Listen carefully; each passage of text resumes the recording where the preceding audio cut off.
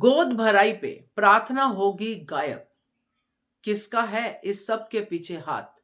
नमस्कार दोस्तों, स्वागत है आपका आपके अपने चैनल हंग्री स्पिरिट्स में। हंग्री स्पिरिट्स देख रहे सारे दर्शकों का मैं अंजू शर्मा दिल से स्वागत करती हूँ। तो दोस्तों, प्रार्थना के गायब होने की बातें हो रही हैं, बीटीएस आ रहे हैं, प्रार्थना बढ़ चढ़ के बोल भी रही है, लड़ भी रही है, गोद भराई की बहुत ज्यादा चर्चा हो रही है। अब गोद भराई हो या कोई भी फंक्शन हो, ड्रामा तो बनता है। अब यहां पे ड्रामा यही है कि प्रार्थना ही गायब है, मगर किसने किया है इसको गायब? क्या किडनैप हो गई है प्रार्थना? क्या है?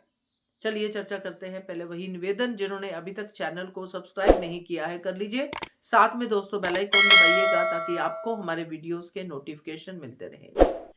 तो प्रार्थना की जो एक दो दिन से कोई भी आई नहीं है स्क्रीन टाइम पे, उसकी बात नहीं हुई है, यानी कि गोद भराई की बात हो रही है, प्रार्थना सामने नहीं आ रही है।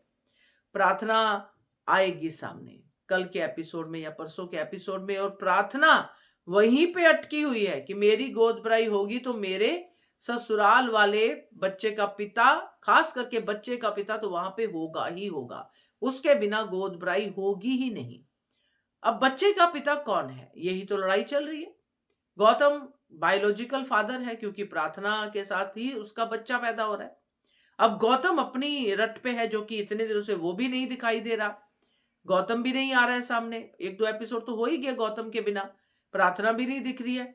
अब ये प्रार्थना और गौतम बड़े धमाके के साथ ही सामने आएंगे दोस्तों, क्योंकि जो हम सुन रहे हैं खबरें, उसके हिसाब से प्रार्थना जो है एक चिट्ठी छोड़ के गायब हो गई है। हड़कंप मचा हुआ है घर के अंदर, क्योंकि डेफिनेटली गोद भराई पे अनुपमा पहुंच गई है और प्रार्थना गायब हो गई है। तो क्या चक्कर है ये? तो यहां पे साफ साफ चक्कर दिखाई दे रहा है दोस्तों कि अनुपमा का आना गौतम के लिए बड़ी बात है। गौतम क्योंकि अगर किसी से भी डरता है तो वो है अनुपमा। अनुपमा ही उसको बार बार एक्सपोज करती आई है, बार बार उसकी बैंड बजाती आई है। अब गौतम की रट क्या है कि बच्चा मेरा है, बच्चे के लिए वो वापस आया है, कुठारी परिवार को बर्बाद करने के लिए वापस आया है, और अपना बच्चा मैं ही पालूंगा, मेरा बच्चा मेरा ही रहेगा।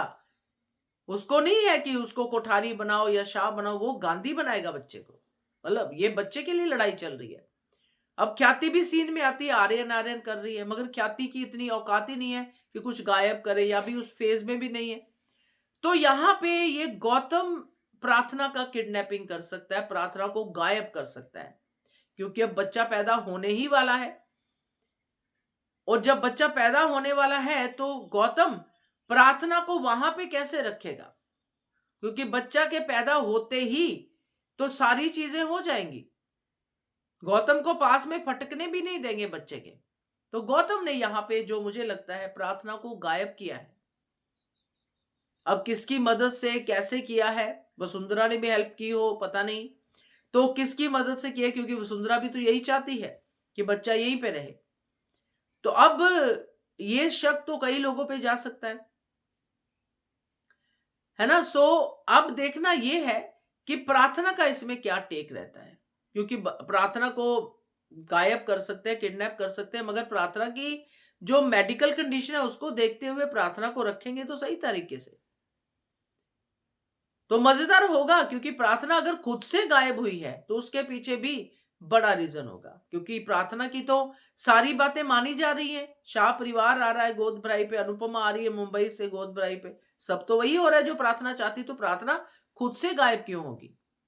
और चिट्ठी तो कोई भी लिख सकता है ना, प्रार्थना के बिहाफ पे, या खुद प्रार्थना से लिखवा सकता है गौतम। तो ये पूरा का पूरा जो प्रार्थना का गायब होना है, मुझे लगता है इसमें गौतम का ही हाथ है। आपका क्या कहना है इसके बारे में कमेंट कीजिएगा। देखते रहिए channel hungry spirits. Thank you so much.